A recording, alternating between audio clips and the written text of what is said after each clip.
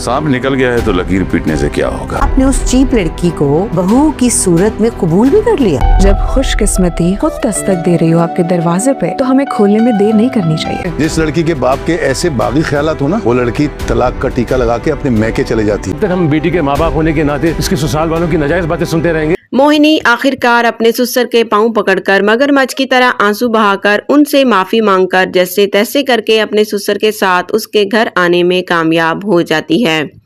ज़रून खुद मोहिनी पर हैरान है। ज़रून कहता है कि अपने बाप का दिल तो मैंने जीतना है, तुम क्यों इस कदर एफर्ट कर रही हो। मोहिनी कहती है कि तुम तो बेवकूफ़ हो, जब खुशकिस्मती खुद हमारे दरवाजे पर दस्तक दे रही हो तो हमें दरवाज़ा खोलने में देर नहीं करनी चाहिए। ज़रून की माँ जब ज़रून और मोहिनी को अपने घर देखती है तो ज़रून के अब्बा से कहती है कि तुमने इस चीप लड़की को अपनी बहू कैसे तस्लीम कर लिया।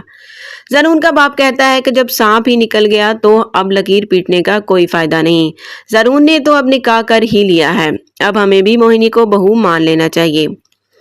अब मोहिनी इस बात पर बहुत ज्यादा खुश होती है और इतराती है कि उसने अयान जैसे गरीब लड़के को छोड़कर ज़रून जैसे अमीर लड़के से शादी की थी। आखिर अब वो ज़रून के बंगले जैसे घर में आ ही गई है। ज़रून की माँ ज़रून के अब्बा को कहेगी कि ये वही लड़की है जिसकी वजह से मेरी बेटी का घर खराब हो रहा था, मैं इसको कभी अपने घर में नहीं रखूंगी।